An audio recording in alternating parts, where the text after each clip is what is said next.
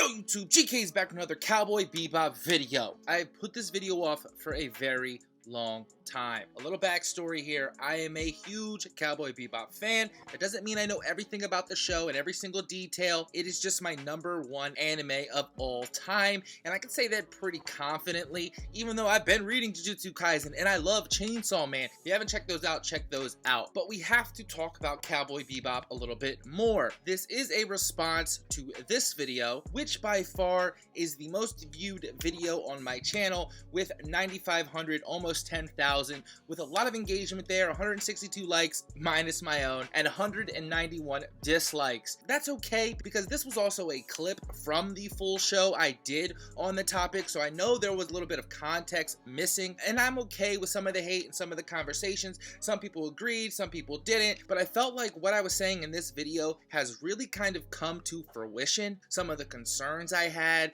and some of the chances and gambles with characters and character types, and with the release date of Cowboy Bebop mere months away, it is time to talk about it again. I've really dreaded this moment because I am such a huge fan and my expectations are really high.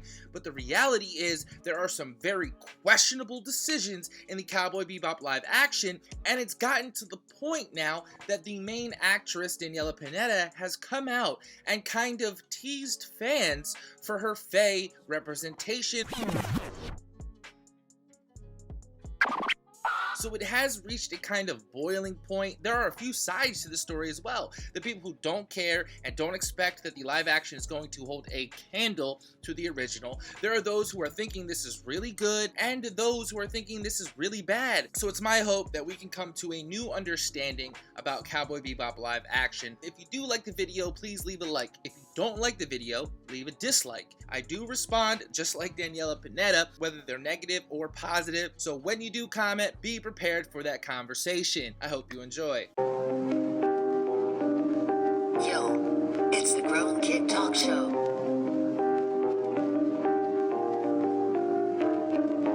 Yo, it's the Grown Kid Talk Show.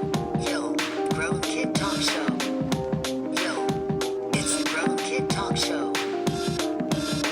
So one of the big points I have been very consistent about is I do not like John Cho as Spike Spiegel. I don't think that this is a great choice. I just don't think he's good enough at the end of the day. I wanted someone who screamed Spike Spiegel to me, and he 100% doesn't. IGN wrote this article that Cowboy Bebop John Cho was also worried about being too old to play Spike. Got a lot of hate for saying he was way too old. I say this as nicely as possible, but Spike isn't necessarily an old man. #1. Cho is old. I mean, look at that picture. He's an old dude. #2, Spike Spiegel is a big dude. Dude has long legs, long arm, tall, broad shoulders. Obviously, in an anime, everything is kind of exaggerated, but the point of the character still remains. This is a man's man, suave, smooth. Well, here it is. The main actor, John Cho, did also have worries about playing the role of Spike. Logan Plant wrote this: I knew people were going to have issues with my age and I had to get over it. Good for John Cho. I still don't believe Cowboy Bebop is the chance for Cho to show his manhood acting chops. No, it's fucking not. That he can do it, that he can overcome his age. I don't care about this. I do think a little bit of sympathy for John Cho is starting to come into play here. John Cho had this to say: in terms of my discipline, I am strangely better suited at this age. I don't think I would have done justice to the emotional depth we tried to give Spike. Cho said, what I'm better at, being older, is showing weakness and vulnerability and love. I'm going to throw up. I think I'm going. Those things are more accessible to me personally. I prefer the version I'm able to do now. This is honestly ridiculous, and I call this bullshit. I'm gonna break this down. I've said, quite frankly, I did not think John Cho was a good enough actor to play the character of Spike. He also agrees, but he thinks because the writers have written a story with Spike to be so emotionally deep that he wouldn't have even been able to do it at 27 years old, which is the age of Spike Spiegel. He thinks because I am now older, I can show weakness and it wasn't even in my repertoire. Newsflash, there are 27-year-olds out there who can act their ass off and show emotional depth. His face hurts. And where is his glasses? He can't see without his glasses. They don't need to be pushing 50 years old to show emotional depth. I think this is a total cop-out. I think this is weakness in and of itself. I'm not trying to throw shots at John Cho. I'm breaking down what he's saying and what it means. I think it's bullshit. But this is what I was saying when I mean person who's playing Spike needs to embody Spike. And unfortunately, with this kind of shit, it's very clear John Cho doesn't. And if they had to write a story to play to these old man weaknesses and vulnerabilities, I'm gonna be rather disappointed. In fact, I'm gonna be rather upset because guess what? Spike is not that emotionally vulnerable in the show and not that physically vulnerable in the show. And even going a little bit deeper here, the emotional depth we tried to give Spike. I don't like that wordage. Don't try. Do it! Again, this is not a personal attack on Cho. He would also agree that he is not suited for the role as it was constructed and written in the original. They had to change it specifically because he was older. Is it a sympathy ploy? Is he already adding a caveat for when we all eventually see this? That is what I'm getting from this. Let me know what you're getting from this. Gizmodo had this to say, don't expect Netflix live-action Cowboy Bebop to be a straight remake. Star John Cho's knows you can't beat the original anime. You can only do something different by Rob Bricken. I hate to break this to the people doing adaptations. No, we don't want a shot-for-shot remake. That's not what we want. We want you to tell the good story and look like the characters and be true to what it is. We're not asking for a frame-by-frame remake. We're not dumb. We understand that you're going from cartoon 2D images to live action. Stop treating us like we're dumb, because it's getting old and played out. And then you go and create this shit, and we don't like it. We voice our opinions, but we're the bad guy suddenly, or we don't understand, or we don't get the art. We don't get the direction. No, we get it. We just still think it's trash. I'm not trying to bash on Cho, let me say that again. I just felt that this information was very pertinent to that previous video I had dropped. Cho refused to sign onto the series until he learned that the live-action Cowboy Bebop show wasn't going to be a shot-for-shot remake of the anime. In an interview with Vulture, Cho explained the issue. I was like, we're not gonna just remake each episode, are we?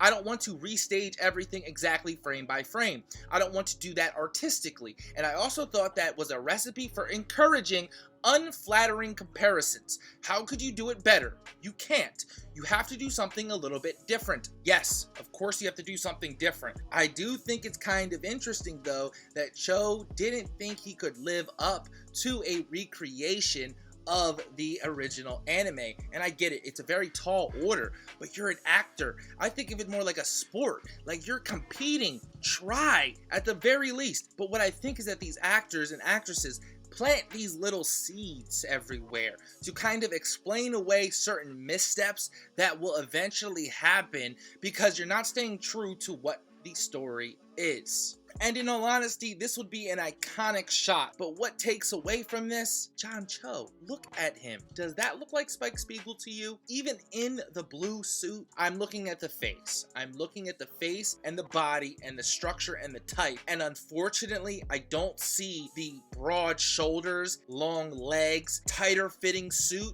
It looks very loose to me on him. That's just my opinion. Let me know what you think. Here's a shot of all three, and look, Ain's there. They did say Ain would be in the show. That's cool, but where the is Ed?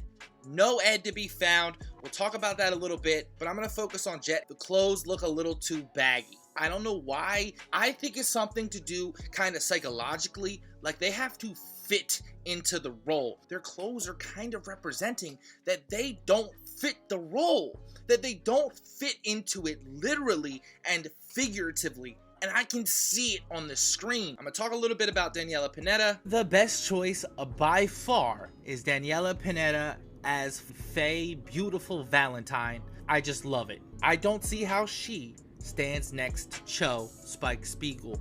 I don't see it, just like how I don't see Chloe Fraser stand next to Kid Tom Holland. Why have we nerfed her? Why is she not wearing a tight shirt? Maybe some booty shorts, having a little leg skin exposed and some high stockings? Is that something so crazy to think about in 2021? That a girl can be not only confident, but she could be sexy. They can go hand in hand. And Faye was a great representation of that sexy confidence a woman can have. In terms of Jet Black, I do think his muscles needed to be bigger. But when I say that about a man, we don't have a problem. But if I say that Daniela Pineda should have a little bit of skin showing, suddenly we're at a crossroads in what is acceptable and what is not in current culture. I think that's kind of trash. I'm still going to defend Daniela Pineda, even though her comments I don't necessarily agree with, deciding to take that angle to fans that don't really deserve that kind of time from her.